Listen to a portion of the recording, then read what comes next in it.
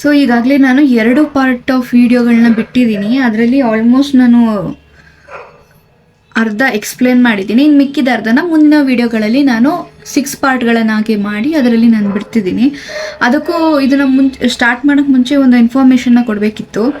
ಎಲ್ಲರೂ ಯೋಚನೆ ಮಾಡ್ತಿರ್ಬೋದು, Kannada exam normal written exam ಥರ ಇರುತ್ತೇನೋ ಅಥವಾ ರಿಟರ್ನ್ ಎಕ್ಸಾಮ್ ಥರ ಬರೀಬೇಕೇನೋ, ಬಿಕಾಸ್ 150 ಮಾರ್ಕ್ಸಿಗೆ ಕೇಳಿದ್ದಾರೆ. ಅದಕ್ಕೆ ಹಾಗೆಲ್ಲ ಇಲ್ಲ. ಇದು MCQ ಫಾರ್ಮ್ಯಾಟಲ್ಲೇ ಈ ಒಂದು ಎಕ್ಸಾಮ್ ನಡೆಯುತ್ತೆ. ಅದಾದ ನಂತರ 150 ಮಾರ್ಕ್ಸ್ಗಳಿಗೆ ಇರುತ್ತೆ. ಅದರಲ್ಲಿ 50 ಅಥವಾ 50ಕ್ಕಿಂತ ಹೆಚ್ಚು ಅಂಕ ಯಾರು ಗಳಿಸ್ತಾರೋ ಅವರಿಗೆ ಮಾತ್ರ 27ನೇ ತಾರೀಕು ಅಕ್ಟೋಬರ್ ನಡೆಯೋ ಎಕ್ಸಾಮ್ಗೆ ಬರೆಯೋದಕ್ಕೆ ಅವಕಾಶವಿರುತ್ತೆ. ಹಾಗಾಗಿ ನೋಡಿಕೊಂಡು ಓದ್ಕೊಂಡು ಹೋಗಿ ಬರೀರಿ ಅಂತ ಹೇಳ್ತೀನಿ. ಆ್ಯಂಡ್ ಇದು MCQ ಫಾರ್ಮ್ಯಾಟಲ್ಲಿರುತ್ತೆ. 150 ಮಾರ್ಕ್ಸಿಗಿರುತ್ತೆ. ಅದರಲ್ಲಿ 50 ಆರ್ 50+ ನಾವು ತೆಗಿಬೇಕು. So coming to the topic, ನಮ್ಮ ಮುಂದಿನ ಟಾಪಿಕ್ ಬಂದು ಸಮಾಸಗಳು ಅಂತ ಅಂದರೆ ಆಲ್ಮೋಸ್ಟ್ ಸಂಧಿ ಥರನೇ ಒಂದು ಅಥವಾ ಒಂದಕ್ಕಿಂತ ಹೆಚ್ಚು ಪದಗಳು ಸೇರಿ ಅರ್ಥಕ್ಕೆ ಅನುಗುಣವಾಗಿ ಒಂದು ಅರ್ಥ ಕೊಡುತ್ತಲ್ಲ, 2 ಅಥವಾ 2ಕ್ಕಿಂತ ಹೆಚ್ಚು ಪದಗಳು ಜಾಯಿಂಟ್ ಆಗಿ ಒಂದು ಅರ್ಥ ಕೊಡುತ್ತಲ್ಲ, ಆ ಒಂದು ಅರ್ಥ ಕೊಡೋ ಪದವೇ ಸಮಾಸ. ಇಷ್ಟೇ ಇದು. ಈ ಸಮಾಸಗಳಲ್ಲಿ ತುಂಬ ವಿಧಗಳಿದ್ದಾವೆ. ಆ ವಿಧಗಳನ್ನ ನಾನಿಂದು ಎಕ್ಸ್ಪ್ಲೇನ್ ಮಾಡ್ತೀನಿ. ಮೊದಲನೆಯದು ತತ್ಪುರುಷ ಸಮಾಸ. ಅಂದರೆ 2 ನಾಮಪದಗಳಿರುತ್ತೆ ನಿಮಗೆ. ಈಗ ಒಂದು ಅಕ್ಷರನ ಕೊಟ್ಟರೆ ಅದನ್ನು ಡಿವೈಡ್ ಮಾಡಿ, 2 ಕೂಡ ನಾಮಪದಗಳೇ ಆಗಿರುತ್ತೆ. ಅದರಲ್ಲಿ ಇದಕ್ಕೆ ಪೂರ್ವ ಪದ ಅಂತೀವಿ. ಪ್ಲಸ್ಗಿಂತ ಮುಂಚೆ ಬರುವಂತಹದ್ದು ಪೂರ್ವ ಪದ, ಪ್ಲಸ್ ಆದಮೇಲೆ ಬರುವಂಥದ್ದು ಉತ್ತರ ಪದ. ಉತ್ತರ ಪದದ ಅರ್ಥ ಏನಾದರೂ ಹೈಲೈಟ್ ಆದರೆ ಅದನ್ನು ತತ್ಪುರುಷ ಸಮಾಸ ಅಂತ ಕರಿತೀವಿ. ಈಗ ತಲೆಯಲ್ಲಿ ಪ್ಲಸ್ ನೋವು ಅಂತ ಇದೆ. ಈಗ ನೋವು ಅನ್ನೋದು ಹೈಲೈಟ್ ಆಗ್ತಿದೆ. ಈಗ ತಲೆಯಲ್ಲಿ ಅಂದರೆ ಇದರಲ್ಲಿ ತಲೆ ಮಾತ್ರ ತಗೊಂಡಿದ್ದಾರೆ, ನೋವು ಅನ್ನೋದು ಪೂರ್ತಿ ತಗೊಂಡಿದ್ದಾರೆ. ಈಗ ಮರಳಿನ ಕಾಡು ಅಂತ ಐತೆ, ಇದರಲ್ಲಿ ಮರಳು ಇಷ್ಟು ಮಾತ್ರ ತಗೊಂಡಿದ್ದಾರೆ, ಬಟ್ ಕಾಡು ಅನ್ನೋದು ಪೂರ್ತಿ ತಗೊಂಡಿದ್ದಾರೆ. 2ನೇ ಅಕ್ಷರ ಏನಾದರೂ ಪೂರ್ತಿ ತಗೊಂಡ್ರೆ ಆ್ಯಂಡ್ 2ನೇ ಅಕ್ಷರ ಏನಾದರೂ ಹೈಲೈಟ್ ಆದರೆ ಅದನ್ನು ತತ್ಪುರುಷ ಸಮಾಸ ಅಂತ ಹೇಳಿ ಕರೀತಾರೆ. ಮುಂದಿನೆಯದು ಕರ್ಮಧಾರೆಯ ಸಮಾಸ. ಕರ್ಮಧಾರೆಯ ಸಮಾಸ ಅಂತ ಅಂದರೆ ಈ ಪೂರ್ವೋತ್ತರ ಪದ, ಅಂದರೆ ಪೂರ್ವ ಪದ ಏನಿರುತ್ತೋ ಇದು ಲಿಂಗ, ವಚನ ಈ ಥರ ಇತ್ಯಾದಿಗಳಾಗಿರುತ್ತೆ. ನಿಮ್ಗೆ ಇದು ಕನ್ಫ್ಯೂಸ್ ಆಗೋದಾದರೆ ಇದು ಬೇಡ. ಎರಡನೆಯದು, ಈಗ ಇದು ಮಾವು ಅಂತ ಇದೆ, ಇನ್ನಿದು ಪ್ಲಸ್ ಮಾವು, ಇಮ್ಮಾವು. ಇಲ್ಲೇ ಬೇರೆ ಥರ ಸೌಂಡ್ ಆಗುತ್ತೆ, ಬಟ್ ಇಲ್ಲೇ ಇನ್ನೊಂದು ಥರ ಸೌಂಡ್ ಆಗುತ್ತೆ. ನಿಮಗೆ ಯಾವುದೇ ಒಂದು ಅಕ್ಷರಗಳು ಬರಲಿ ಅಥವಾ ಪದಗಳು ಬರಲಿ, ಅದನ್ನ ಬಿಡಿಸಿದಾಗ ಇವೆರಡೇ ಬೇರೆ ಥರ ಇರುತ್ತೆ. ಇವೆರಡು ಜಾಯಿಂಟ್ ಆದಾಗನೇ ಇಲ್ಲಿ ಬೇರೆ ಥರ ನಿಮಗೆ ಅಕ್ಷರಗಳು ಕಾಣಿಸುತ್ತೆ. ಆಲ್ಮೋಸ್ಟ್ ಇದೆಲ್ಲ ನಿಮಗೆ ಹೊಸ ಅಕ್ಷರಗಳ ಥರ, ಅಂದರೆ ಕಂಪ್ಲೀಟ್ 100% ಕನ್ನಡ ಅಕ್ಷರಗಳ ಥರ ನಿಮಗೆ ಅನಿಸಲ್ಲ. ಅಂದರೆ ಹಿಂದಿನ ಕಾಲದಲ್ಲಿ ಮಾತಾಡುತ್ತಿರುವಂತಹ ಭಾಷೆಗಳಾಗಿ ನಿಮಗೆ ಕೇಳಿಸುತ್ತೆ. ಅಂತಹ ಅಕ್ಷರಗಳೆಲ್ಲ ಕರ್ಮಧಾರೆಯ ಸಮಾಸ ಅಂತ ಈಸಿಯಾಗಿ ಕಣ್ಮುಚ್ಕೊಂಡು ನೀವು ಟಿಕ್ ಮಾಡ್ಬೋದು. ಮುಂದಿನದು ಕ್ರಿಯೆ ಸಮಾಸ. ಕ್ರಿಯಾ ಸಮಾಸ, ಕ್ರಿಯೆಯನ್ನು ಸೂಚಿಸುವಂತಹ ಸಮಾಸ ಅಂತಲೇ ಅನ್ಕೋಬೋದು. ಕ್ರಿಯಾ ಅಂದರೆ ಆ್ಯಕ್ಷನ್ ಅನ್ನೋದು ನಿಮಗೆ ಗೊತ್ತಿದೆ. ಈಗ ಪೂರ್ವ ಪದ ಏನೋ ಒಂದು ನಾರ್ಮಲ್ ನಾಮಪದ ಆಗಿರುತ್ತೆ, ಅದೇ ಉತ್ತರ ಪದ ಏನಾದರೂ ಆ್ಯಕ್ಷನ್ನ ಹೇಳ್ತಿದ್ರೆ, ಈಗ ನಿಮಗೆ ಏನಾದರೂ ಒಂದು ಅಕ್ಷರಗಳು ಕೊಡ್ತಾರೆ, ಒಂದು ಪದನ ಕೊಡ್ತಾರೆ, ಅದನ್ನು ಬಿಡಿಸಿ ನೋಡಿ. ಈಗ ಮೈ ಮುಚ್ಚು, ಮೈಯನ್ನು ಪ್ಲಸ್ ಮುಚ್ಚು ಅಂತ ಬರುತ್ತೆ. 2ನೇ ಪದ ಅಂದರೆ ಉತ್ತರ ಪದ ಏನಾದರೂ ಆ್ಯಕ್ಷನ್ನ ಹೇಳ್ತಿದ್ರೆ, ತೆರೆ ಅಂದರೆ ಓಪನ್ ಮಾಡು, ಮುಚ್ಚು ಅಂದರೆ ಕ್ಲೋಸ್ ಮಾಡು. ಸೊ ಈ ಥರ 2ನೇ ಪದ ಉತ್ತರ ಪದ ಏನಾದರೂ ಆ್ಯಕ್ಷನ್ನ ಸೂಚಿಸ್ತಾ ಇದ್ರೆ ಇದನ್ನು ಕ್ರಿಯಾ ಸಮಾಸ ಅಂತ ಹೇಳಿ ಕರಿತೀವಿ. ನೀವಿಲ್ಲಿ ನೋಡ್ಬೋದು, ಕಣ್ಣಿನಿಂದ ಪ್ಲಸ್ ಕೆಡು ಅಂದರೆ ಹಾಳಾಗೋದು, ಅಂದರೆ ಇಲ್ಲಿ ಒಂದು ಆ್ಯಕ್ಷನ್ ಏನಂತಾರೆ ತಗೊಳ್ತಿದೆ, ಹಾಗಾಗಿ ಇದು ಕ್ರಿಯಾ ಸಮಾಸ ಆಗಿದೆ. ಮುಂದಿನದು ದ್ವಂದ್ವ ಸಮಾಸ. 2 ಅಥವಾ ಅನೇಕ ನಾಮಪದಗಳು ಸೇರಿ ಒಂದು ಸಮಾಸವಾಗ್ತಿರುತ್ತೆ. ಆ ಎಲ್ಲ ಪದಗಳು ಅರ್ಥವು ಪ್ರಧಾನವಾಗಿದ್ದರೆ ಅದು ದ್ವಂದ್ವ ಸಮಾಸ ಅಂತ. ಈಗ ಕರಿತು ರಗರಥ ಅಂತ ಒಂದು ಅಕ್ಷರ ಇದೆ, ಒಂದು ವರ್ಡ್ ಇದೆ.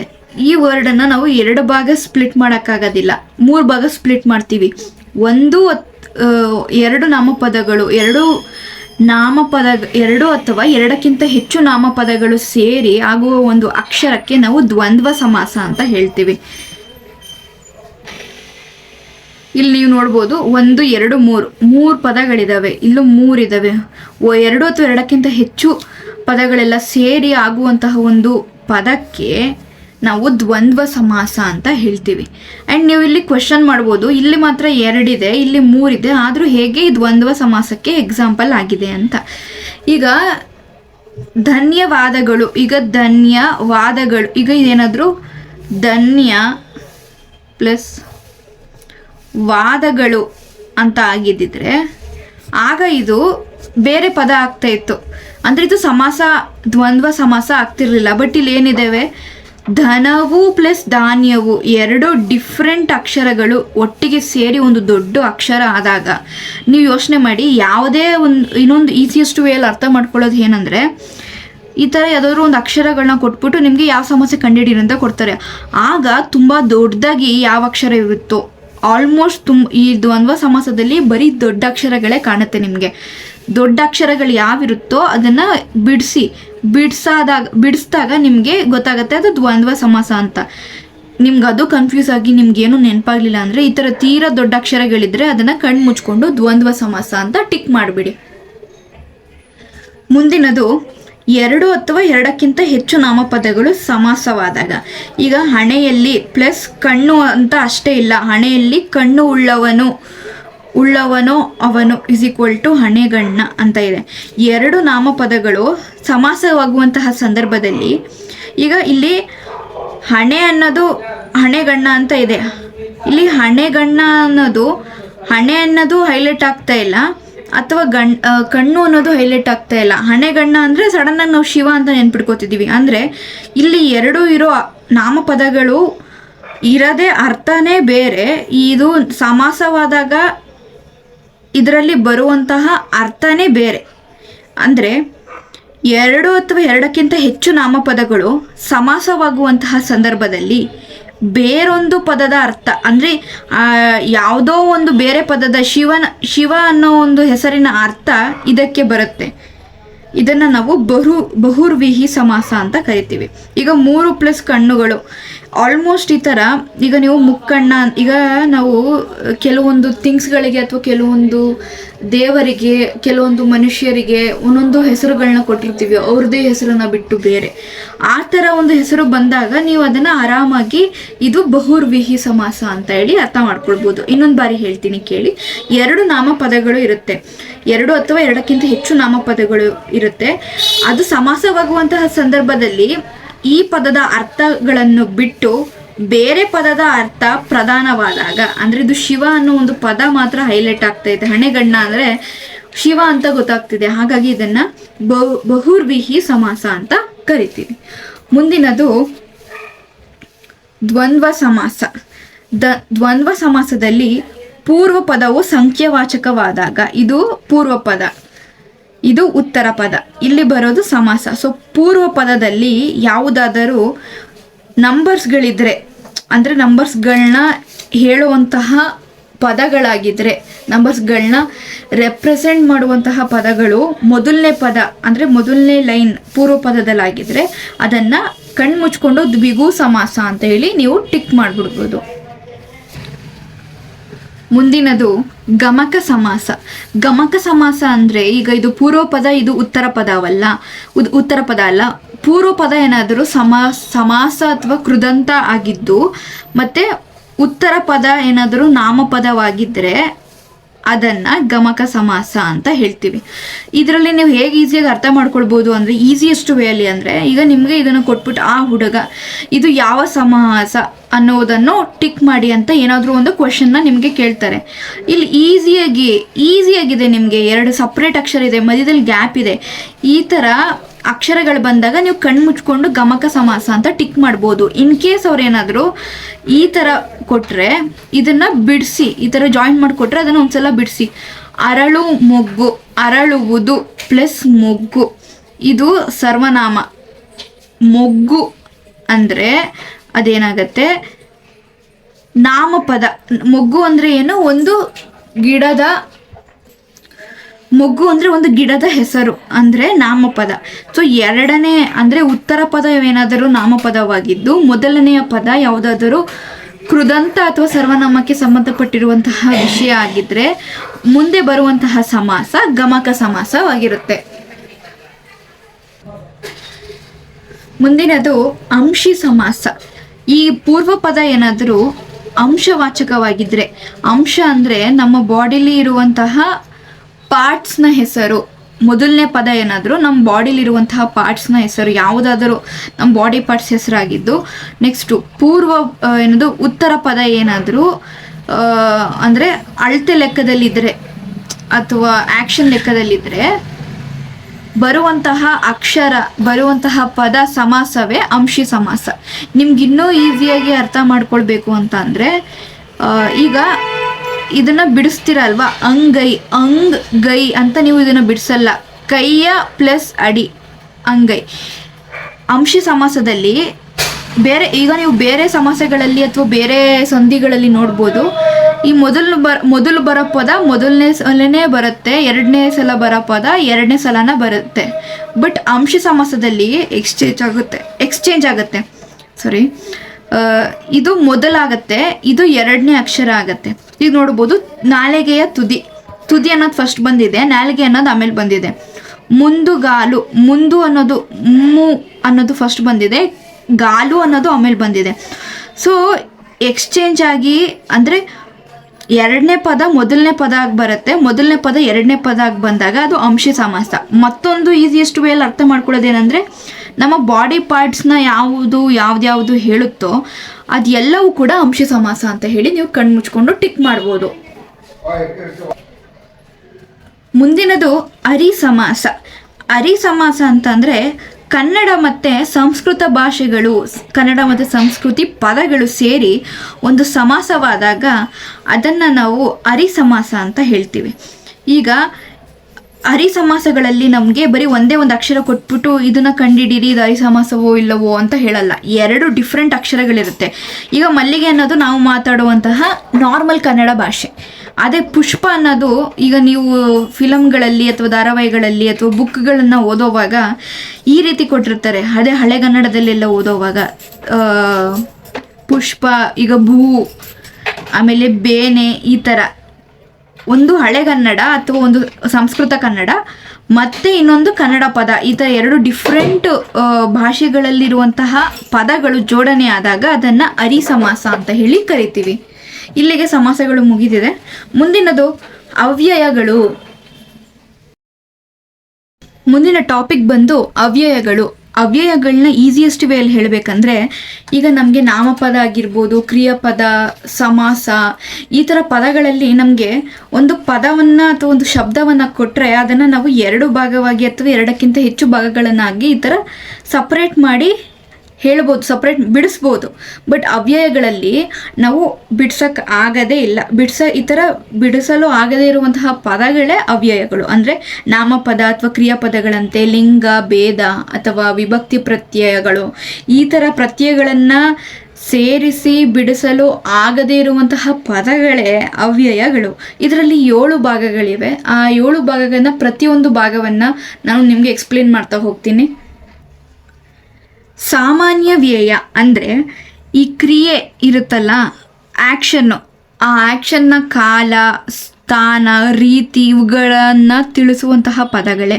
ಅಂದರೆ ಕಾಮನ್ ಆಗಿ ಸಾಮಾನ್ಯವಾಗಿ ಮಾತಾಡುವಂತಹ ಪದಗಳು. ಅದರಲ್ಲಿ ಕ್ರಿಯೆ ಏನಾದರೂ ಇದ್ದರೆ ಅಥವಾ ಕ್ರಿಯೆಯ ಕಾಲ ಅಥವಾ ಸ್ಥಾನಗಳನ್ನ ತಿಳಿಸಿದರೆ ಅದನ್ನು ಸಾಮಾನ್ಯ ವ್ಯಯ ಅಂತೀವಿ. ಈಗ ಸೊಗಸಾಗಿ ಅಂದರೆ ನೋಡಲು ತುಂಬ ಚೆನ್ನಾಗಿರುತ್ತೆ, ಸುಂದರವಾಗಿ ಸೊಗಸಾಗಿ ಅಂತ ಅಂದರೆ ಅದು ಒಂದು ಆ್ಯಕ್ಷನ್. ಚೆನ್ನಾಗಿ ಅಂದರೆ ಚೆನ್ನಾಗಿದೆ, ಅಂದರೆ ಚೆನ್ನಾಗಿದೆ, ಅದರಲ್ಲಿ ಆ್ಯಕ್ಷನ್ ಇದೆ. ಏನು ಆ್ಯಕ್ಷನ್ನು? ಇದು ತುಂಬ ಸಖತ್ತಾಗಿದೆ ಅನ್ನೋದು. ನೆಟ್ಟನೆ ಅಂದರೆ ಒಂದೇ ಸಮನೆ ಅನ್ನೋ ಥರ. ಸೊ ಇದು ಸಾಮಾನ್ಯ ವ್ಯಯ ಆಗುತ್ತೆ. ಮುಂದಿನದು ಅನುಕರಣ ವ್ಯಯಗಳು. ಒಂದು ಶಬ್ದದ ಮೇಲೆ ಒತ್ತು ಹಾಕಿ ಭಾವನೆ, ಅಂದರೆ ಈಗ ಯಾವುದಾದ್ರೂ ಒಂದು ಅಕ್ಷರಗಳಿರುತ್ತೆ. ಫಾರ್ ಎಕ್ಸಾಂಪಲ್ ಈಗ ತನು ಅಂತ ಇರುತ್ತೆ, ತನು ಅಂತ 2 ಸಲ ಬಂದರೆ, ಅಥವಾ ಮನ ಅಂತ 2 ಸಲ, ಯಾವುದೇ ಒಂದು ಪದವಾಗಿರಲಿ ಆ ಪದನ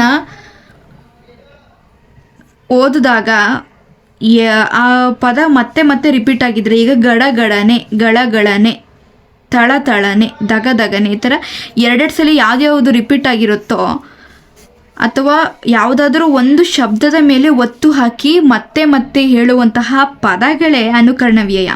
ಈ ಥರ ರಿಪೀಟ್ ಆಗೋ ಪದಗಳೆಲ್ಲ ಅನುಕರಣ ವ್ಯಯನೇ.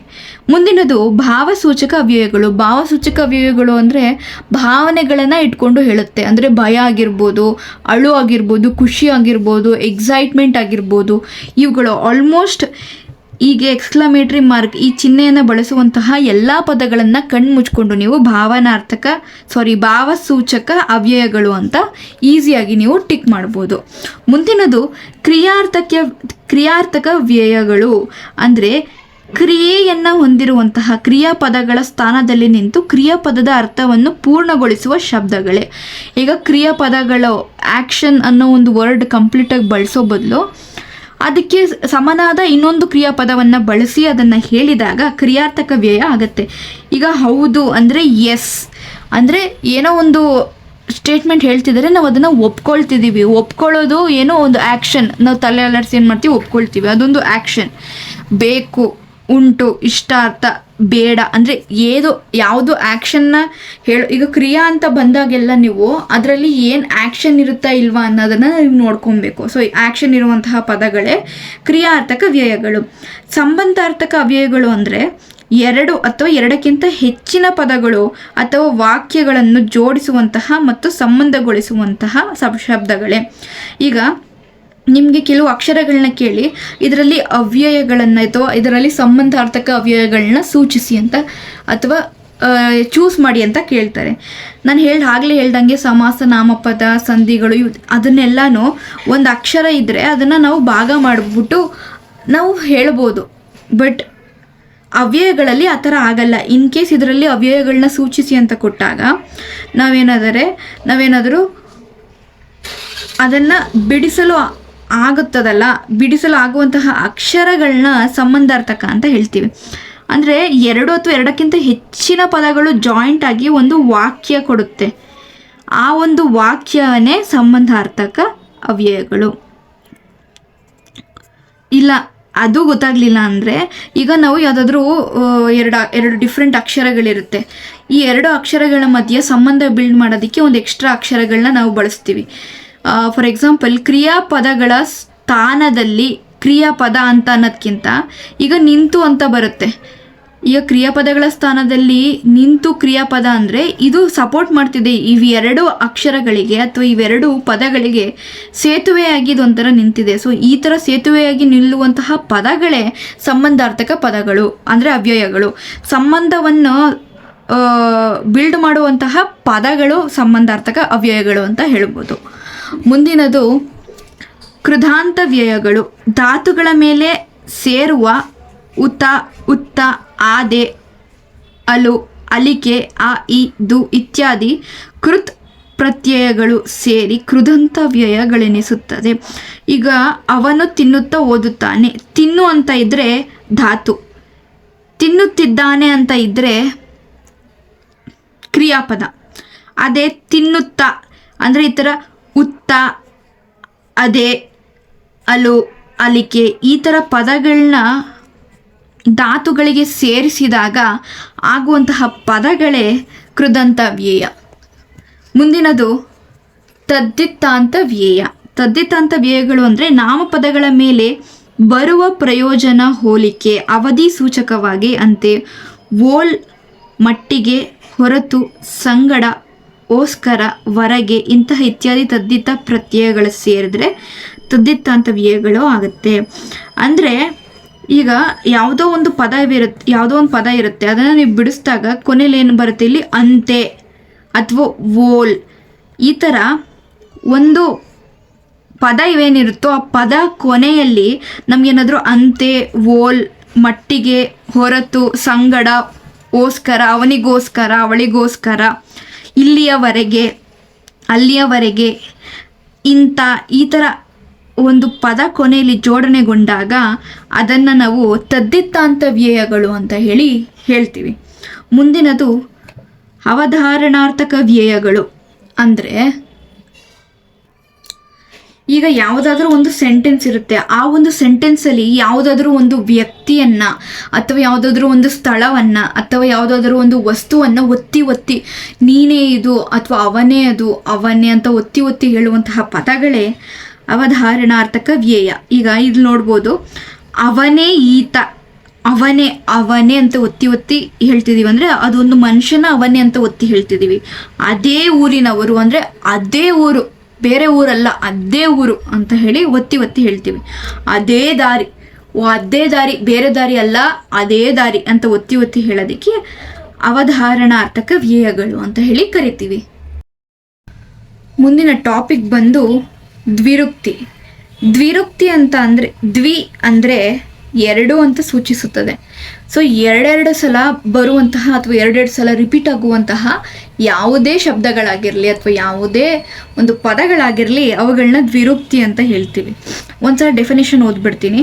ಕ್ರಿಯಾರೂಪ ಇಲ್ಲವೇ ನಾಮ ವಿಶೇಷಣ ಪದಗಳನ್ನು ವಿಶೇಷವಾಗಿ ಹೆಚ್ಚಳೆ, ತ್ವರೆ, ಎಚ್ಚರಿಕೆ, ಆತಂಕ, ತಿರಸ್ಕಾರ, ಅತಿಶಯ ಅರ್ಥವಿರುವ ಸಂದರ್ಭಗಳಲ್ಲಿ, ಅಂದರೆ ನಾವು ಹೆಚ್ಚು ಇಂಪಾರ್ಟೆಂಟ್ ಇರುವಂತಹ ಸಂದರ್ಭದಲ್ಲಿ ಅಥವಾ ಎಚ್ಚರಿಕೆಯನ್ನು ವಹಿಸಬೇಕಾಗಿರುವಂತಹ ಸಂದರ್ಭದಲ್ಲಿ, ನಾವು ಆತಂಕದಲ್ಲಿರ್ತೀವಿ ಅಂತಹ ಸಮಯದಲ್ಲಿ, ಅಥವಾ ನಮಗಿದು ಬೇಡ ಅನ್ನೋ ಒಂದು ತಿರಸ್ಕಾರದಲ್ಲಿರ್ತೀವಿ ಅಂಥ ಸಮಯದಲ್ಲಿ ನಾವು ಎರಡೆರಡು ಬಾರಿ ಬಳಸುವಂತಹ ಅಕ್ಷರಗಳನ್ನ ದ್ವಿರುಕ್ತಿ ಅಂತ ಕರಿತೀವಿ. ನೀವು ದ್ವಿರುಕ್ತಿ ಬದಲು ನೀವು ಕನ್ಫ್ಯೂಸ್ ಆಗಿ ಅದನ್ನು ಅನುಕರಣ ವ್ಯಯ ಅಂತಲೂ ತಿಳ್ಕೊಳ್ಬೋದು.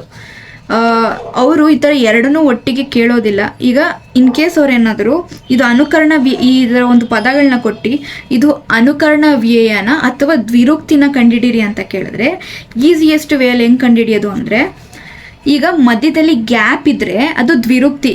ಗ್ಯಾಪ್ ಇಲ್ನಲ್ಲೇ ಮನೆ ಮನೆ ಅಂತ ಒಟ್ಟಿಗೆ ಮನೆ ಮನೆ ಅಂತ ಸೇರಿಸಿ ಏನಾದ್ರು ಪಕ್ಕದಲ್ಲಿ ಬೇರೆ ಇನ್ನೊಂದು, ಈಗ ಮನೆ ಮನೆಯಿಂದ ಅಂತ ಈ ಥರ ಬೇರೆ ಏನಾದರೂ ಅಕ್ಷರವಿದ್ದು ಬರೀ ಎರಡೆರಡು ಈ ಥರ ಅಕ್ಷರ ರಿಪೀಟ್ ಆಗಿದ್ರೆ ಮಧ್ಯದಲ್ಲಿ ಗ್ಯಾಪ್ ಇಲ್ಲ ಅಂದರೆ ಅದನ್ನು ಕಣ್ಣು ಮುಚ್ಕೊಂಡು ಅವ್ಯಯ ಅಂತ ಟಿಕ್ ಮಾಡಿ. ಅದೇ ದ್ವಿರುಕ್ತಿ ಅಂದರೆ ಈ ಥರ ಗ್ಯಾಪ್ ಇರುತ್ತೆ, ಬರೀ ಒಂದೇ ಅಕ್ಷರ ಎರಡು ಸಲ ರಿಪೀಟ್ ಆಗಿರುತ್ತೆ ಹೊರತು ಎರಡೆರಡು ಸಲ ರಿಪೀಟ್ ಆಗಿ ಮತ್ತೆ ಇನ್ನೊಂದು ಬೇರೆ ಅಕ್ಷರ ಜಾಯಿಂಟ್ ಆಗಿರಲ್ಲ.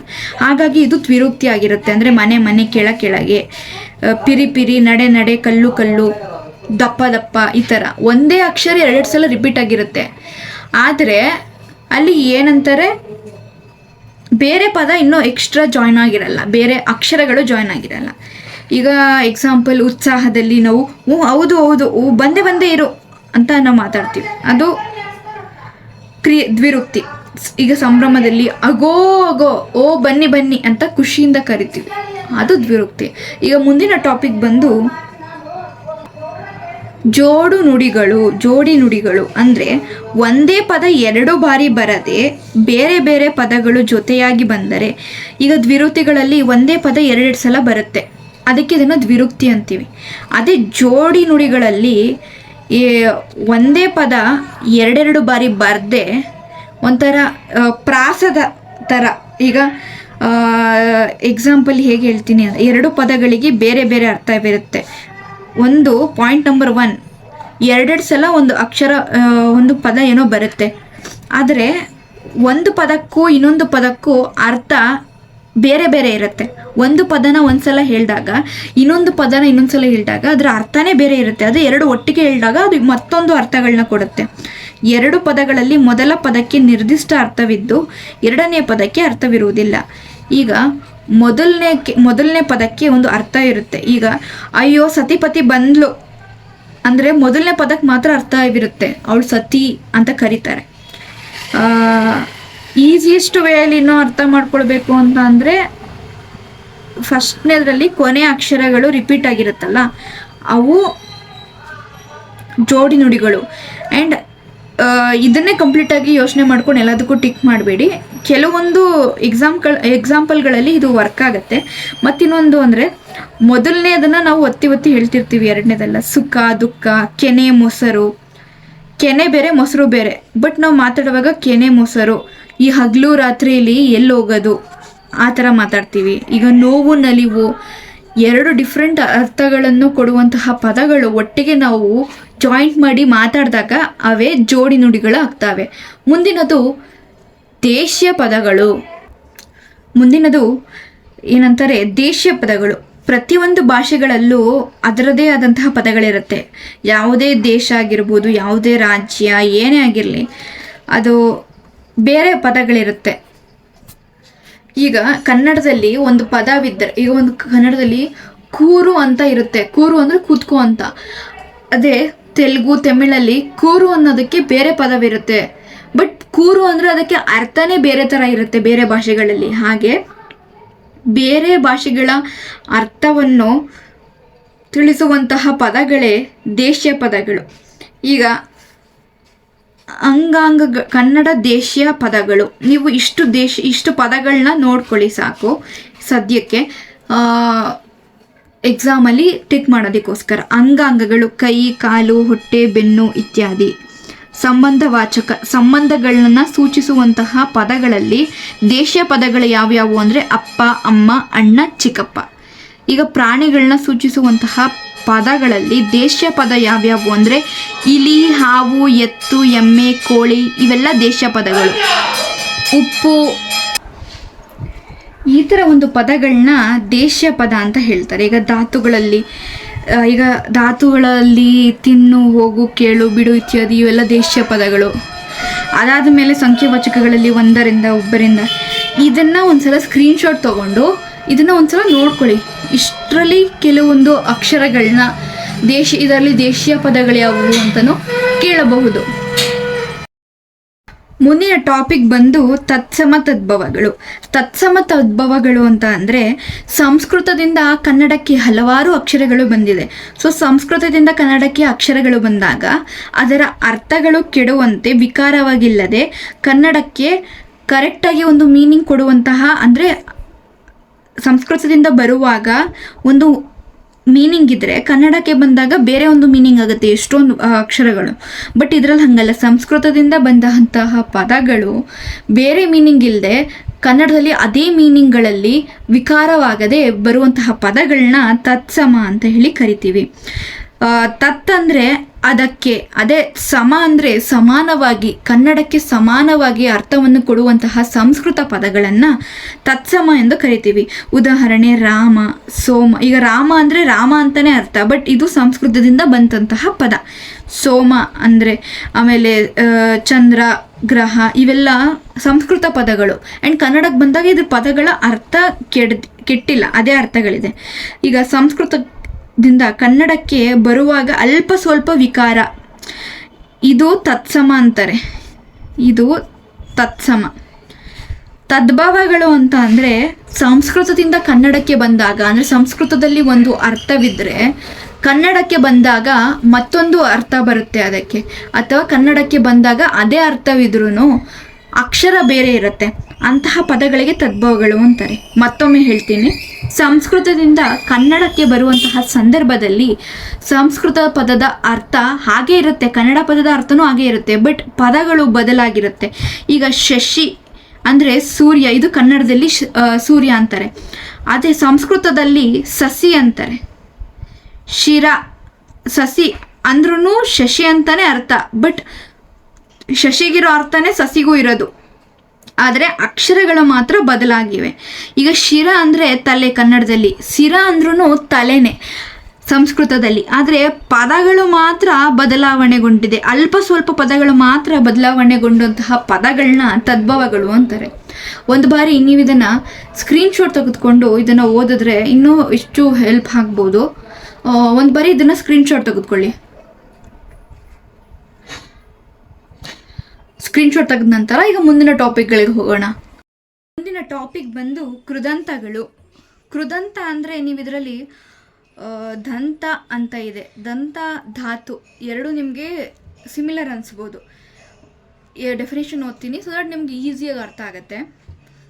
ಬರೆಯುವ ಎಂಬ ಪದವನ್ನು ಬಿಡಿಸಿದಾಗ, ಈಗ ಬರೆಯುವ ಅಂತ ಒಂದು ಪದ ಇದೆ, ಆ ಪದನ ಬಿಡಿಸಿದಾಗ ಏನು ಬರುತ್ತೆ? ಬರೆ ಹೂವ ಅಂತ ಬರುತ್ತೆ. ಅದೇ ಮಾಡಿದ ಅನ್ನೋ ಒಂದು ಪದನ ಬಿಡಿಸಿದಾಗ ಮಾಡು, ಮಾಡು ಪ್ಲಸ್ ದ ಪ್ಲಸ್ ಆ ಆಗುತ್ತೆ. ಹೋಗುವಾಗೆ ಹೋಗು ವ ಆ ಆಗುತ್ತೆ.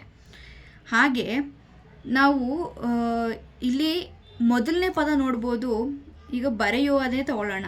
ಬರೆ ಪ್ಲಸ್ ಹೂವ ಆ ಅಂತ ಇದೆ. ಮೊದಲನೇ ಪದ ಧಾತು ಅಂದರೆ ಒಂದು ಆ್ಯಕ್ಷನ್ನ ಹೇಳ್ತಿದೆ. ಮೊದಲನೇ ಪದ ಧಾತು, ಎರಡನೇ ಪದಗಳು ಪ್ರತ್ಯಯಗಳು, 2 ಅಥವಾ 3ನೇ ಪದ ಪ್ರತ್ಯಯಗಳು ಅಥವಾ ಬೇರೆ ಯಾವುದಾದ್ರೂ ಸ್ವರಗಳಾಗಿರುತ್ತೆ ಅಥವಾ ವ್ಯಂಜನಗಳಾಗಿರುತ್ತೆ. ಅಂತಹ ಪದಗಳಿಗೆ ಕೃದಂತ ಅಂತ ಹೇಳ್ತೀವಿ. ಯಾವುದೇ ಒಂದು ಪದ ಇರುತ್ತೆ, ಅದನ್ನು ಬಿಡಿಸಿದಾಗ ಅದು 3 ಭಾಗ ಆಗುತ್ತೆ, 3 ಅಥವಾ 2 ಭಾಗ ಆಗುತ್ತೆ. ಆ ಭಾಗ ಆಗಿರುವಂತಹ ಮೊದಲನೇ ಪದ ಏನಾದರೂ ಧಾತು ಆಗಿದ್ದರೆ ಅದನ್ನು ಕೃದಂತಗಳು ಅಂತ ನಾವು ಕರಿತೀವಿ. ಇದರಲ್ಲಿ ಕೃದಂತಗಳಲ್ಲಿ ವಿಧಗಳು ಇದ್ದಾವೆ. ಯಾವ್ಯಾವ ರೀತಿಲಿ ಅಂದರೆ ವರ್ತಮಾನ ಕೃದಂತಗಳು, ಭೂತಕಾಲ ಕೃದಂತಗಳು ಮತ್ತು ನಿಷೇಧ ಕೃದಂತಗಳು. ವರ್ತಮಾನ ಕೃದಂತ ಅಂದರೆ ಈಗ ನಿಮಗೆ ಬರುವಂತಹ ಪದನ ಬಿಡಿಸಿ ಓಡುವ, ಓಡು ಪ್ಲಸ್ ವ ಪ್ಲಸ್ ಆ, ಆಗ ಓಡುವ ಆಗುತ್ತೆ. ಮೊದಲನೇದು ಧಾತು, ಹಾಗಾಗಿ ಇದು ಕೃದಂತ ಅಂತ ನಿಮಗೆ ಆರಾಮಾಗಿ ಗೊತ್ತಾಗುತ್ತೆ. ಆ್ಯಂಡ್ ಎರಡನೇದು ಮೂರನೇದು ಪ್ರತ್ಯಯಗಳಿರುತ್ತೆ. ಪ್ರತ್ಯಯಗಳ ಬಗ್ಗೆ ನಿಮಗೆ ಇನ್ನೂ ಡೀಪಾಗಿ ಎಕ್ಸ್ಪ್ಲೇನ್ ಮಾಡ್ತೀನಿ, ಬಟ್ ಇದರಲ್ಲಿ ಈಗ ಎಷ್ಟು ಬೇಕೋ ಅಷ್ಟನ್ನು ಹೇಳ್ತಾ ಇದ್ದೀನಿ. ಓಡುವ ಅಂದರೆ ಇನ್ನೂ ಒಂದು ಓಡಿಲ್ಲ, ಓಡ್ಬೋದು ಮುಂಚೆ, ಅಥವಾ ಓಡುವ, ಓಡ್ತಾನೇನೋ. ಬಾಳುವ ಅಂದರೆ ಮುಂದೆ ಬಾಳುವೆ ಮಾಡೋಣ, ಹಾಗೆ ಇದನ್ನು ವರ್ತಮಾನ ಕೃದಂತ ಅಂತೀವಿ. ಭೂತಕಾಲ ಕೃದಂತ ಅಂದರೆ ಕಾಲಗಳಲ್ಲಿ ನಿಮಗೆ ಗೊತ್ತಿರ್ಬೋದು, ಪಾಸ್ಟ್ ಟೆನ್ಸ್, ಹಿಂದೆ ಆಲ್ರೆಡಿ ನಡೆದಿರುವಂಥದ್ದು. ಇದನ್ನು ಬಿಡಿಸಿದಾಗ ಮೊದಲನೇದು ಧಾತು ಗೊತ್ತಿರೋ ಹಾಗೆ, ಎರಡನೇದು ಮೂರನೇದು ಪ್ರತ್ಯಯಗಳು. ಓಡಿದ ಅಂದರೆ ಆಲ್ರೆಡಿ ಅವನು ಓಡ್ಬಿಟ್ಟಿದ್ದಾನೆ, ಓಡಿದ ಆಗೋಗಿದೆ ಅದು, ಹಾಗಾಗಿ ಇದು ಭೂತಕಾಲ ಕೃದಂತ. ನಿಷೇಧ ಕೃದಂತ ಅಂದರೆ ಏನಾದರೂ ಒಂದು ಆ್ಯಕ್ಷನ್ ಇರುತ್ತೆ, ಆ action that action did not take place, ಆ ಆ್ಯಕ್ಷನ್ ನಡೆದಿಲ್ಲ. ಈಗ ಇಲ್ಲಿ ಓಡಿದ ಅಂತ ಇದೆ, ಓಡದ ಅಂದರೆ ಅವನು ಓಡಲಿಲ್ಲ, ಒಂದು ಆ್ಯಕ್ಷನ್ ಇದೆ ಇದರಲ್ಲಿ, ಆದರೆ ಅವನು ಅದನ್ನು ಆ ಕೆಲಸ ಮಾಡಿಲ್ಲ. ಬಾಳದ ಅಂದರೆ ಒಂದು ಆ್ಯಕ್ಷನ್ ಇದೆ ಬಟ್ ಬಾಳ್ವೆ ಮಾಡಿಲ್ಲ. ಬರೆಯದ ಅಂದರೆ ಬರೆಯೋದು ಒಂದು ಆ್ಯಕ್ಷನ್ ಇದೆ ಆದರೆ ಬರ್ದಿಲ್ಲ. ಹೀಗೆ ಈ ಕೃದಂತಗಳಲ್ಲಿ ಕೃದಂತ ಭಾವನಾಮಗಳು ಅಂತ ಇರುತ್ತೆ. ಅಂದರೆ ಆಲ್ರೆಡಿ ಧಾತುಗಳೇನಿರುತ್ತೋ ಧಾತುಗಳ ಪಕ್ಕದಲ್ಲಿ ಅಥವಾ ಧಾತುವಿನ ಜೊತೆಗೆ ಭಾವಾರ್ಥವನ್ನು ಕೊಡುವಂತಹ ಒಂದು ಅಕ್ಷರಗಳು ಜೋಡಣೆಗೊಂಡಾಗ ಅದನ್ನು ಕೃದಂತ ಭಾವನಾಮಗಳು ಅಂತ ಹೇಳಿ ಕರೀತಾರೆ. ಫಾರ್ ಎಕ್ಸಾಂಪಲ್, ಒಂದು ಧಾತು ಇರುತ್ತೆ, ಧಾತು ಪಕ್ಕದಲ್ಲಿ ಉದು, ವಿಕೆ, ಇಕೆ, ಇಗೆ, ಅವು, ಟಾನೋ, ವಳಿ, ಪೂ, ಅವು ಈ ಥರ ಅಕ್ಷರಗಳು ಜೋಡಣೆಗೊಂಡಾಗ ಅವನ್ನು ಕೃದಂತ ಭಾವನಾಮ ಅಂತ ಕರಿತೀವಿ. ಈಗ ಓಟ, ಓಡು ಬದಲು ಕೊನೆ ಅಕ್ಷರ ಚೇಂಜ್ ಮಾಡಿ ಓಟ ಮಾಡಿದ್ದಾರೆ. ಬಾಳುವಿಕೆ, ಬಾಳು ಜೊತೆಗೆ ವಿಕೆ ಸೇರಿಸಿದ್ದಾರೆ, ಹಾಗಾಗಿ ಇದು ಭಾವನೆಗಳನ್ನು ಹೇಳ್ತಿರುವಂತಹ ಪದಗಳು, ಹಾಗಾಗಿ ಇದನ್ನು ಕೃದಂತ ಭಾವನಾಮಗಳಂತೀವಿ. ಮುಂದಿನದು ಕೃದಂತ ವ್ಯಯಗಳು. ಕೃದಂತ ವ್ಯಯಗಳು ಅಂದರೆ ಧಾತುಗಳ ಮೇಲೆ ಉತ್ತ, ಅದೆ, ದರೆ, ಅಲು, ಅಲಿಕೆ ಇತ್ಯಾದಿ ಪ್ರತ್ಯಯಗಳು ಸೇರಿ ಕೃದಂತ ವ್ಯಯಗಳು ಆಗುತ್ತೆ. ಅವ್ಯಯಗಳು ಸೇರ್ಕೊಳ್ಳುತ್ತೆ ಕೊನೆಯಲ್ಲಿ, ಅಂದರೆ ಧಾತುಗಳ ಪಕ್ಕದಲ್ಲಿ ಉತ್ತ, ಅದೆ, ದರೆ, ಅಲು, ಅಲಿಕೆ ಈ ಥರ ಪದಗಳು ಸೇರಿಕೊಂಡು ಆಗುವಂತಹ ಪದಗಳನ್ನ ಕೃದಂತ ವ್ಯಯಗಳು ಅಂತ ಹೇಳ್ತೀವಿ. ಫಾರ್ ಎಕ್ಸಾಂಪಲ್ ಹಿಂಗೆ ಅಂದರೆ, ಒಂದು ಅಕ್ಷರ ಬರುತ್ತೆ ನಿಮಗೆ ಅಂದ್ಕೊಳ್ಳಿ, ಒಂದು ಅಕ್ಷರ ಬರುತ್ತೆ ಅಂತ ಅಂದ್ಕೊಳ್ಳೋಣ, ಅದನ್ನು ನೀವು ಬಿಡಿಸಿ, ಆಗೇನಾಗುತ್ತೆ, ಮಾಡು ಪ್ಲಸ್ ಉತ್ತ, ಮಾಡುತ್ತಾ. ಈ ಥರ ಬಿಡ್ಸೋಕ್ಕಾಗೋ, ಈಗ ಕೃದಂತಗಳಲ್ಲಿ ಈ ಥರ ಬಿಡಿಸಿ ಬರೀ 2 ಪದಗಳು ಹೊಂದುತ್ತಲ್ಲ, ಆಗ ಮೊದಲನೇ ಪದ ಮಾತ್ರ ಧಾತು ಇರುತ್ತೆ, ಎರಡನೇ ಪದ ಈ ಥರ ಪದಗಳಾಗಿದ್ದರೆ ಅದನ್ನು ಕೃದಂತ ವ್ಯಯಗಳು ಅಂತ ಹೇಳಿ ಕರಿತೀವಿ. ನಮ್ಮ ಮುಂದಿನ ಟಾಪಿಕ್ ಬಂದು ತದ್ದಿತ್ತಾಂತಗಳು. ತದ್ದಿತ್ತಾಂತ ವ್ಯಯ ಅಂದರೆ ನಾಮಪದಗಳಿರುತ್ತೆ, ಆ ನಾಮಪದಗಳ ಮುಂದೆ ಅಂತೆ, ಓಲು, ತನಕ, ವರೆಗೆ, ಇಂಥ, ಆಗಿ, ಒಸಗ ಈ ಥರ ಮುಂತಾದ ಅಕ್ಷರಗಳು ಕೊನೆಯಲ್ಲಿ ಬಂದು ಜೋಡಣೆಗೊಂಡು ಬರುವಂತಹ ಪದಕ್ಕೆ ತದ್ದಿತ್ತಾಂತ ವ್ಯಯ ಅಂತ ಹೇಳ್ತಾರೆ. ಚಂದ್ರ ಪ್ಲಸ್ ಅಂತೆ, ಚಂದ್ರನಂತೆ, ಅವನ ಪ್ಲಸ್ ಅಂತೆ, ಅವನಂತೆ. ಇದನ್ನು ನೀವು ಡಿಫ್ರೆಂಟ್ ಮಾಡಿ ಬಿಡಿಸಿ ಓದ್ಕೊಳ್ಳಿ. ಸೊ ಈ ಥರ ಕೊನೆಯಲ್ಲಿ ನಾಮಪದಗಳ ಮುಂದೆ ಈ ಥರ ಅಕ್ಷರಗಳು ಬಂದರೆ ಅದನ್ನು ತದ್ದಿತ್ತಾಂತ ವ್ಯಯ ಅಂತೀವಿ. ಹೆಚ್ಚಾಗಿ ನಿಮಗೆ ಇನ್ ಕೇಸ್ ಇವೆಲ್ಲ ನಿಮಗೆ ನೆನಪಾಗಲಿಲ್ಲ ಅಂದರೆ ನಾಮಪದಗಳಿದೆಯಾ ಅಂತ ನೋಡಿ, ಇದನ್ನು ಬಿಡಿಸಾದ್ಮೇಲೆ ಪೂರ್ವ ಪದ ಏನಾದರೂ ನಾಮಪದವಾಗಿದ್ದು ಇದರಲ್ಲಿ ಉತ್ತರ ಪದದಲ್ಲಿ ನಿಮಗೆ ಏನಾದರೂ ಗೊತ್ತಾಗಲಿಲ್ಲ, ಕನ್ಫ್ಯೂಸ್ ಆಯಿತು ಅಂದರೆ ನೀವು ಅದನ್ನು ತದ್ದಿತ್ತಾಂತ ವ್ಯಯ ಅಂತ ಕನ್ಸಿಡರ್ ಮಾಡ್ಬೋದು. ನಮ್ಮ ಮುಂದಿನ ಟಾಪಿಕ್ ಬಂದು ವಿಭಕ್ತಿ ಪ್ರತ್ಯಯಗಳು. ಮುಂದಿನ ಟಾಪಿಕ್ ವಿಭಕ್ತಿ ಪ್ರತ್ಯಯಗಳು. ವಿಭಕ್ತಿ ಪ್ರತ್ಯಯಗಳಂದರೆ ಒಂದು ಟೇಬಲ್ನ ನೀವು ನೆನ್ಪಿಡ್ಕೊಳ್ಬೇಕಾಗತ್ತೆ. ಇದರಲ್ಲಿ ಒಟ್ಟು 1, 2, 3, 4, 5, 6, 7 ಭಾಗಗಳಾಗಿರುತ್ತೆ. 1, 2, 3, 4, 5, 6, 7.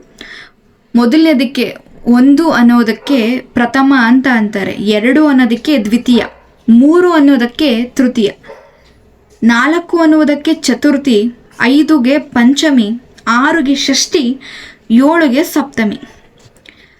ಈಸಿಯಾಗಿ ನೆನ್ಪಿಡ್ಕೋಬೇಕಂದ್ರೆ ಈ ರ್ಯಾಂಡಮ್ ಡೈಲಾಗ್ಗಳನ್ನ ನೀವು ನೆನ್ಪಿಡ್ಕೊಳ್ಬೋದು. ಚತುರ್ಥಿ 4, ಪಂಚಮಿ ಅಂದರೆ ಪಂಚಪಾಂಡವರಲ್ಲಿ ಪಂಚ, ಷಷ್ಠಿ ಅಂದರೆ ಷಷ್ಠಿ ಸಂದರ್ಭದಲ್ಲಿ 6 ದಿನಗಳ ಕಾಲ ಪೂಜೆಗಳನ್ನ ಏನು ಮಾಡ್ತಾರೋ ಅದು, ಸಪ್ತಮಿ ಅಂದರೆ ಸಪ್ತಪದಿ 7 ಹೆಜ್ಜೆಗಳನ್ನ 7 ಜನ್ಮ ಅಂತ ಅಂತಾರಲ್ಲ ಅದು. ಸೊ ಈ ಥರ ಸಿಂಪಲ್ಲಾಗಿ ಇದನ್ನು ಹೆಸರು ನೆನ್ಪಿಡ್ಕೊಬೋದು. ನಾನು ಈ ಒಂದು ಟೇಬಲ್ನ ಸ್ಕಿಪ್ ಮಾಡ್ತಿದ್ದೀನಿ, ಯಾಕೆ ಅಂದರೆ ಈ ಒಂದು ಟೇಬಲ್ನ ಎಕ್ಸ್ಪ್ಲೇನ್ ಮಾಡೋಕ್ಕೆ ಹೋದಾಗ ನಿಮಗೆ ಇದು ಕೂಡ ಮರವಾಗುತ್ತೆ. ಸೊ ಈಸಿಯೆಸ್ಟ್ ವೇಯಲ್ಲಿ ಈಗಿರೋ ಕಡಿಮೆ ಸಂದರ್ಭದಲ್ಲಿ ಯಾವುದನ್ನು ಓದ್ಕೊಬೇಕು ಯಾವುದನ್ನು ಬಿಡಬೇಕು ಅನ್ನೋದನ್ನು ಮಾತ್ರ ನಾನು ನಿಮ್ಗೆ ಎಕ್ಸ್ಪ್ಲೇನ್ ಮಾಡ್ತೀನಿ. ಹೊಸ ಕನ್ನಡ ಪ್ರತ್ಯಯದಲ್ಲಿ ಪ್ರಥಮ ಅಂದರೆ ಉ, ದ್ವಿತೀಯ ಅಂದರೆ ಅನ್ನು, ತೃತೀಯ ಅಂದರೆ ಇಂದ, ಚತುರ್ಥಿ ಅಂದರೆ ಗೆ, ಇಗೆ, ಕೆ, ಪಂಚಮಿ ಅಂದರೆ ದೆಸೆಯಿಂದ, ಷಷ್ಠಿ ಅಂದರೆ ಆ, ಸಪ್ತಮಿ ಅಂದರೆ ಅಲ್ಲಿ. ಏನಕ್ಕೆ ಈ ಥರ ಅಕ್ಷರಗಳನ್ನ ಕೊಟ್ಟಿದ್ದಾರೆ ಅಂದರೆ ಯಾವುದಾದ್ರೂ ಒಂದು ಪದ ಇರುತ್ತೆ, ಆ ಪದದ ಕೊನೆಯಲ್ಲಿ ಹೂ ಅನ್ನೋ ಒಂದು ಸ್ವರ ಬಂದಾಗ ಅದು ಪ್ರಥಮ ಆಗತ್ತೆ. ದ್ವಿತೀಯದಲ್ಲಿ ವಿಭಕ್ತಿ ಪ್ರತ್ಯಯದಲ್ಲಿ ದ್ವಿತೀಯ, ಈಗ ಯಾವುದಾದ್ರೂ ಒಂದು ಪದದ ಕೊನೆಯಲ್ಲಿ ಅಣ್ಣು ಅಂತ ಬಂದರೆ ಅದು ದ್ವಿತೀಯ, ಇಂದ ಅಂತ ಬಂದರೆ ತೃತೀಯ, ಗೆ, ಇಕೆ, ಕೆ, ದಿಸೆಯಿಂದ. ಇದನ್ನು ಇಲ್ಲಿ ಎಕ್ಸ್ಪ್ಲೇನ್ ಮಾಡ್ತೀನಿ. ಈಗ ಬರೀ ಸಾವಿತ್ರಿ ಅಂತ ಬಂದರೆ ಅದೊಂದು ನಾಮಪದ ಆಗುತ್ತೆ. ಅದೇ ಸಾವಿತ್ರಿಯು ಅಂತ ಬಂದರೆ ಕೊನೆಯಲ್ಲಿ ಏನು, ಯು ಅಂದರೆ ಉ ಅಂತ ಅರ್ಥ. ಹಾಗಾಗಿ ಇದು ಪ್ರಥಮ. ಕೊನೆಯಲ್ಲೇನು ಸಾವಿತ್ರಿ ಎನ್ನು ಅಂತ ಬಂದಿದೆ, ಅನ್ನು ಎನ್ನು ಅಂದರೆ ದ್ವಿತೀಯ, ಇಂದ ತೃತೀಯ, ತ್ರಿಗೆ ಚತುರ್ಥಿ, ಪಂಚಮಿ ತ್ರಿಯನೂ ಆಗುತ್ತೆ, ದೆಸೆಯಿಂದನೂ ಆಗುತ್ತೆ. ಇದು ಪಂಚಮಿ, ಸಾವಿತ್ರಿಯ ದೆಸೆಯಿಂದ ಅಂತ ಇದೆ, ಹಾಗಾಗಿ ಇಂದ ಅಂತಿರೋದಕ್ಕೆ ಇದು ಪಂಚಮಿ ಆಗಿದೆ. ಮುಂದಿನದು ಕೊನೆಯಲ್ಲಿ ಸಾವಿತ್ರಿಯ, ಯಾಗೆ ಯಾನ ಬಿಡಿಸ್ದಾಗ ಏನಾಗುತ್ತೆ, ಆ ಆಗುತ್ತೆ. ಹಾಗಾಗಿ ಇದನ್ನು ಷಷ್ಠಿ ಅಂತೀವಿ. ಸಪ್ತಮಿ ಅಂದರೆ ಅಲ್ಲಿ ಅಂತ ಇದೆ, ಅಲ್ಲಿ, ಎಲ್ಲಿ, ಇದು ಬಿಡಿಸ್ದಾಗ ಏನಾಗುತ್ತೆ, ಅಲ್ಲಿ. ಇದು ಹೊಸಗನ್ನಡದ ವಿಭಕ್ತಿ ಪ್ರತ್ಯಯ. ಹಳೆಗನ್ನಡದ ವಿಭಕ್ತಿ ಪ್ರತ್ಯಯಗಳಲ್ಲಿ ಮೊದಲನೆಯದು ಹಿಂಗೆ ಅಂದರೆ ಮ, ಅಂ, ಇಂ, ಇಂದ. ಇಲ್ಲಿ ನೋಡಿ, ಉ ಬದಲು ಮ ಇದೆ, ಅನ್ನೋ ಬದಲು ಅಮ್ಮ ಇದೆ, ಇಂದ ಬದಲು ಇಂಗ್, ಇಂದಂ, ಇಂದೆ.